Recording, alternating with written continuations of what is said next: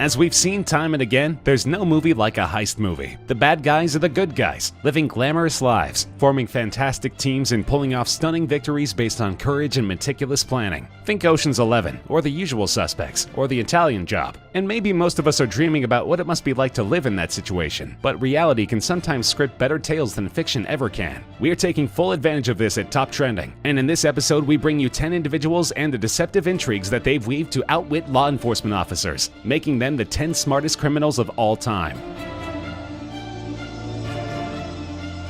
The Skyway Man, Frank Adam, and Robert Conrad are just some of the names that this con artist was known by. Frank William Abagnale Jr., who was made famous by the Leonardo DiCaprio star Catch Me If You Can, started his illustrious career as a con man at the young age of 16, stealing thousands of dollars from his own father via credit card fraud. He then moved on to check forgeries and other such bank frauds to fund his jet-setting lifestyle. Impersonating a Pan Am pilot by faking an employee ID and pilot's license, he traveled to 26 countries by deadheading. Mr. Abagnale's most daring hoax was when he put an out-of-order signboard on a bank collection drop box, with directions to hand over any deposits to the security guard. Dressed up as the security guard, he coolly walked away with the envelopes of cash intended for the drop box. In his short career of about 6 years, Frank impersonated an airline pilot, a doctor, a teaching assistant, and a lawyer. Amazingly, after being caught, convicted, and sentenced to 12 years in prison, he got paroled after serving less than 5 years in prison and has since been on the right side of the law, helping law enforcement agencies and financial institutions prevent fraud through his security consultancy company.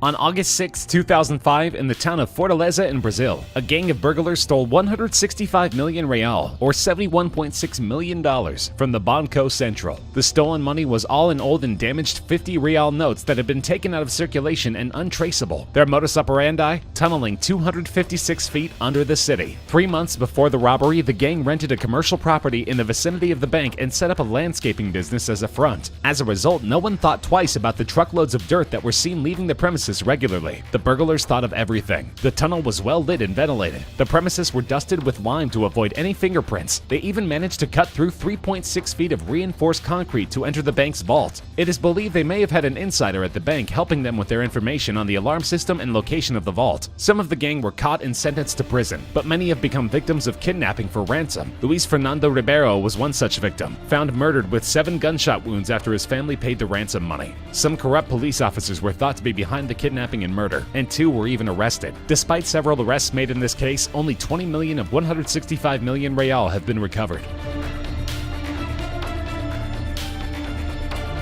Ted Kaczynski, infamous as the Unabomber, was the subject of the FBI's longest and most costly investigation. Between 1978 and 1995, he was single-handedly responsible for a nationwide bombing campaign trying to start a revolution, mailing a series of increasingly sophisticated bombs that killed 3 people and injured 24 more. He had abandoned his career as a mathematician at UC Berkeley to move to a primitive lodge in Montana, where he used scrap materials to hand-make bombs, leaving no forensic evidence whatsoever, and choosing victims at random based on just library research. A 150-member federal task force struggled to profile and identify him until 1995, when they decided to publish a 33,000-word manifesto he had sent, in the hope that someone might identify him. And they did. The Unabomber's brother David identified his writing style and tipped off investigators to the location of the wooden cabin that the brothers had built in interior Montana, where they found and arrested him. He dismissed his defense attorneys during the trial because they wanted to plead insanity, and he believed he wasn't insane, and is now serving a life sentence without possibility of parole at the Supermax prison in Colorado. The most chilling part of this story of genius turned madman is what he underwent as an undergraduate at Harvard University. For 3 years, from age 17 to age 20, Ted Kaczynski was a part of a study designed to measure how people react under stress.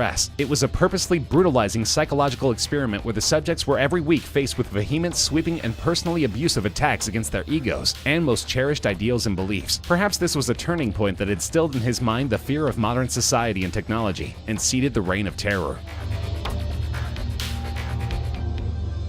At number 7 on this list, we have Leonardo Notarbartolo, considered the mastermind of an epic burglary at the Antwerp Diamond Center. Dubbed the heist of the century, the burglars made off with a loot of diamonds, cash, and jewelry with an estimated value of $100 million from the safe deposit vault of the center on the night of February 15, 2003. The subterranean vault in the second basement floor of the center was protected by 9 security measures, including a combination dial with 100 million possible combinations, a key lock, built-in seismic sensors, locked steel grate, magnetic sensors, sensors, light sensors, heat and motion sensors, and external and internal security cameras. Careful planning over a 2-year period and a team of 5 very skilled individuals made this heist possible. Notarbartolo rented an office space in the building 2 years before the heist, gaining an all-access key pass to the building, including to the vault area. He also built credibility as a diamond merchant, making himself familiar to the security guards. The team of burglars consisted of a maker of keys, an alarm system specialist, an expert lockpicker, electrician, and mechanic. After successfully making off with the contents of 109 of the safety deposit boxes in the vault, one of the team panicked, and a garbage bag of all the evidence was dumped by the side of the road. This was discovered and led to the arrest of 4 of the 5 of the team. However, the loot from this operation has never been recovered.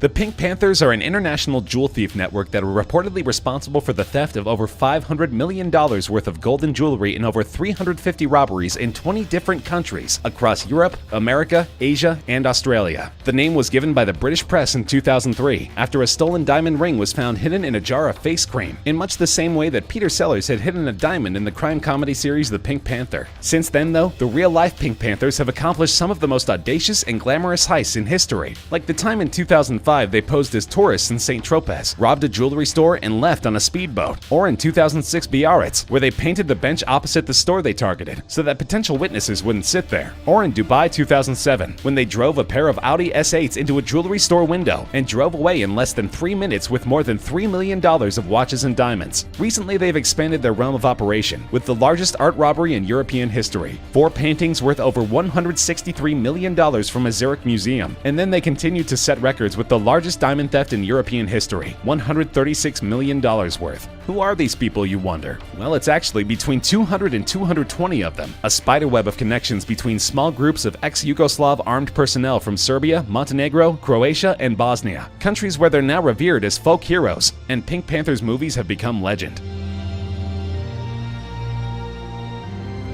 Next on this list is a man whose real name no one ever knew. Even his identity when he was caught and imprisoned is said to be made up. Yet he was the most flamboyant con man in his time, and the name he preferred above all others was Count Viktor Lustig. Born in Czechoslovakia, he first became adept at cheating at cards, making merry on the transatlantic ocean liners. After the war broke out, he set up operations in America, scamming numerous banks and rich individuals into parting with their money. One of his best-known tricks was the Romanian money box, which was supposed to produce an exact replica of a banknote inserted into it. He sold this box at a huge price to hundreds of customers. But perhaps the best known of his scams is how he sold the Eiffel Tower. In 1925, he had a forger create some French government notepaper and invited a group of Paris leading scrap dealers to a meeting where he convinced them that the upkeep of the Eiffel Tower was becoming too much for the city, and so they were looking to sell it to be dismantled as scrap. He followed up with one of the interested dealers, pretended that he was a corrupt official, and disappeared with both the bribe as well as the sale money. The crime was never reported, probably because the so-called buyer was too embarrassed, and so Count Lustig tried to run the same scam again, only this time he was forced to escape from the police. His reputation as a con man caught up with him eventually. After being convicted as being part of a counterfeiting operation that had been running for 5 years, jail authorities refused to believe his repeated complaints of ill health. He was eventually diagnosed of having severe pneumonia and died in 1947, aged 57.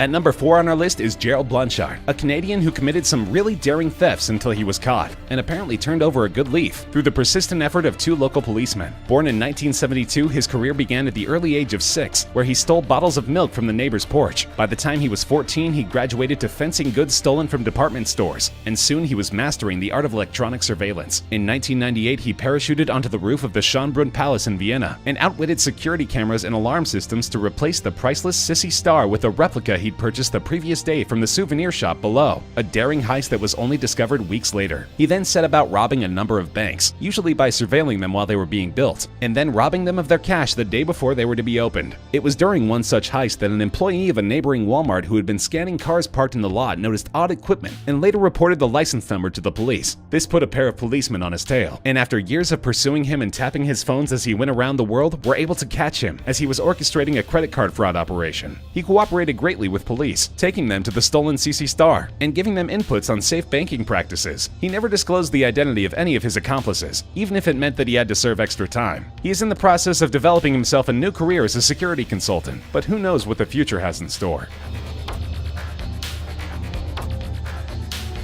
At number 3 on our list is the protagonist of the only successful skyjacking in American history. On Thanksgiving Eve 1971, a man bought a ticket from the Northwest Orient Airline for Flight 305 from Portland, Oregon to Seattle, Washington, under the name of Dan Cooper. He got on the aircraft, a Boeing 727, and ordered a bourbon. Shortly after takeoff, he handed to the flight attendant a note stating he had a bomb in his briefcase to convey that he was hijacking the plane. His demands were $200,000 in cash, 4 parachutes, and a fuel truck on standby at the Seattle airport. Unlike other hijackers, Dan Cooper was calm, courteous, and thoughtful throughout. To ensure the safety of the passengers and the crew, all his demands were agreed to, and after 2 hours of circling Seattle while the preparations were being made, the flight landed. Passengers and most of the crew disembarked, and the money and parachutes were handed into the aircraft while it was fueled. Once airborne, Cooper gave detailed instructions to the pilot on flying speed, altitude, and route, and told all the crew to remain in the cockpit. A short while later, the crew realized that the air stairs had been activated, and the aircraft door opened. When the plane landed at Reno, Nevada, Dan Cooper was not found on the aircraft. Somewhere along the way, he had strapped on the money bag and the parachute and jumped off the plane. Several search operations were conducted along the flight route, but Dan Cooper was never found. Some of the ransom money was found by an 8-year-old boy digging in the sand along the river, but nothing else whatsoever. 45 years later, in 2016, the FBI finally closed the investigation unsolved.